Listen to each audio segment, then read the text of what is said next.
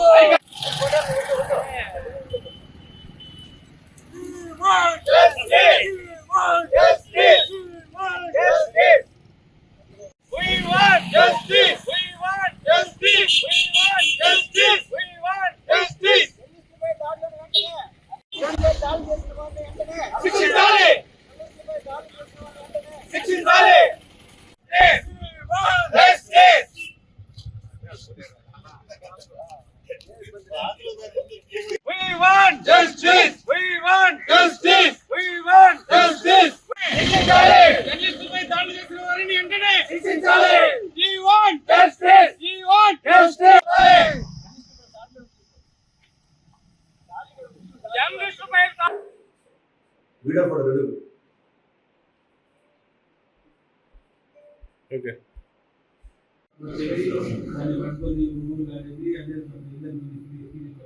మాట్లాడుంటారు మీకేం సంబంధం లేదా నీ బాధ లేదా నీ రాదైతే అన్నాడు నేను రానండి నాకే బాధ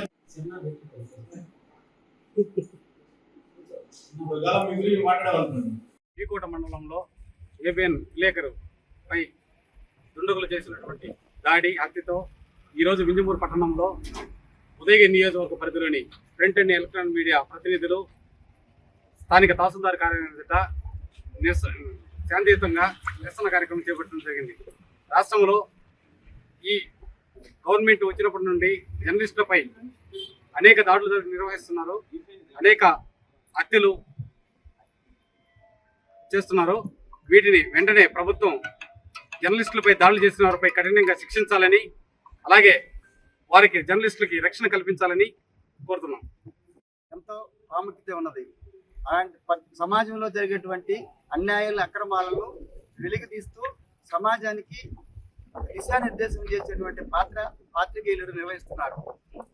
నిజాలను నిర్భయంగా బయటపెట్టేటువంటి పాత్రికేయుల్ని కొంతమంది లక్ష్యంగా చేసుకొని దాడులు చేయటం, తర్వాత హత్యలు చేయటం అనేది ప్రజాస్వామ్య స్ఫూర్తికి విరుద్ధం. ఎట్టి పరిస్థితుల్లో కూడా ఇది ప్రతి ఒక్కరు ఖండించవలసినటువంటి అంశం.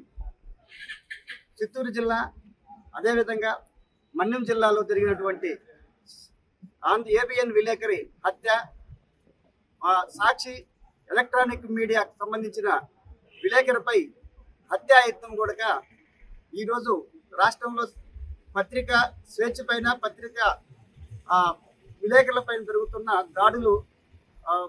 దాడులకి నిరసనగా ఈరోజు ఉదయగిరి నియోజకవర్గంలోని ప్రింట్ అండ్ ఎలక్ట్రానిక్ మీడియా సంబంధించిన ప్రతినిధులు శాంతియుతంగా ఇంజిమూరులో ర్యాలీ నిర్వహించి తహసీల్దార్కి వినతి పత్రం ఇవ్వడం జరిగింది.